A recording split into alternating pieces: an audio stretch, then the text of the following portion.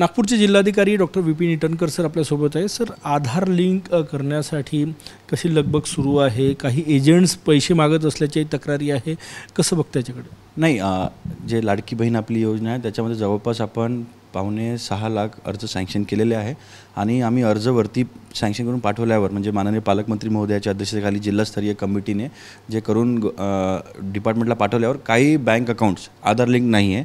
त्यामुळे हे सगळं पेमेंट आधार लिंक होणार आहे आणि त्याची यादी आम्हाला शासन दिल्यावर आम्ही ते गावनिहाय सेग्रिगेट करणार आहे. आणि मी ऑलरेडी तहसीलदार BDO यांना सांगितलं की त्यांनी तालुका लेवलवर आपल्या जे बँक्स आहे BLBC मीटिंग्स त्या लावून तात्काळ त्या लाभार्थ्यांना फोन करून त्यांना मोटिवेट करून त्यांचे आधार लिंक जर आपण जोडून घेतले 2 दिवसामध्ये तर 17ला जो पहिला 2 लाभ येणार आहे ते त्यांच्या खात्यामध्ये थेट जमा होईल.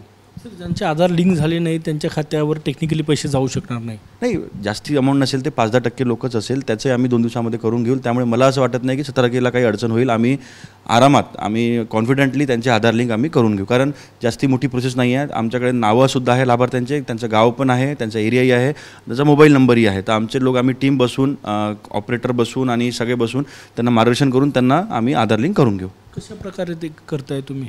नाही, आता फॉर एक्झाम्पल एका गावामध्ये 10 लाभार्थ्यापैकी 2 लाभार्थ्यांचं आधार लिंक नसेल, त्यांचं नाव आमच्याकडे त्यांना आम्ही बोलवून घेऊ किंवा जे बँकेचे एजंट आहेत त्यांना पाठवून त्यांचं आधार लिंक आम्ही करून घेऊ. सोपी प्रोसेस आहे. It will take hardly 2 to 3 minutes ते आम्ही करून घेऊ. काही पैसे मागतायत त्याच्यासाठी, त्यांच्यावर कशी कारवाई करू? नाही, आतापर्यंत आमच्याकडे काही कंप्लेंट आलेली नाही. जर असं असेल तर आम्ही आमच्या लक्षात आणून द्या, आम्ही त्यांच्यावर कठोर कारवाई ऑलरेडी डिक्लेअर केलेलं आहे आम्ही की असं कोणी पण पैशाची मागणी करत असेल फॉर्म भरायला किंवा फॉर्म सबमिट करायला किंवा आधार लिंक तर त्याच्यावर फौजदारी स्वरूपाचे गुन्हे दाखल आम्ही करण्याचा ऑलरेडी निर्णय घेतला असेल. असं जर कुठे प्रूव्ह झालं असेल तर आम्हाला सांगा, आम्ही त्यांच्यावर तात्काळ कारवाई करू. सर, किती तारखेला हप्ता जमा होणार आणि नागपूर जिल्ह्याचा विचार केला शहर आणि ग्रामीणमध्ये किती लाभार्थ्यांना मिळणार आहे काय?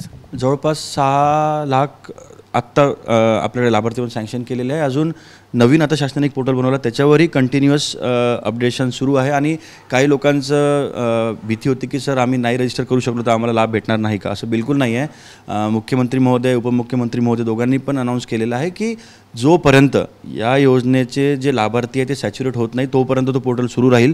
आणि काही लोकांकडे डॉक्युमेंट नाही आहे तर डॉक्युमेंट ते तयार करून ते अपलोड करत आहेत. तर ते पोर्टलवर आमचे लोक रोज बसलेले आहे. जर आमच्या तालुका लेवलला आज जर 4 ॲप्लिकेशन आले तात्काळ ते लोक स्क्रुटिनी करून जिल्ह्याला पाठवतात आणि त्याच दिवशी आम्ही तर अप्रूव्ह करून गव्हर्नमेंटला वाटतं. डायनॅमिक प्रोसेस सुरू आहे. तर आम्हाला असं वाटतं की 7-8 लाखपर्यंत लाभार्थी नागपूरमध्ये निघेल. थँक्यू. कॅमेरामॅन साईसह गजानन उमाटे, TV9 मराठी, नागपूर.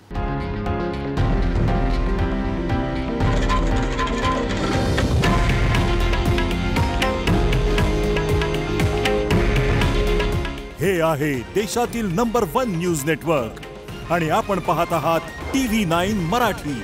काळजी तुमची, हित महाराष्ट्राचं.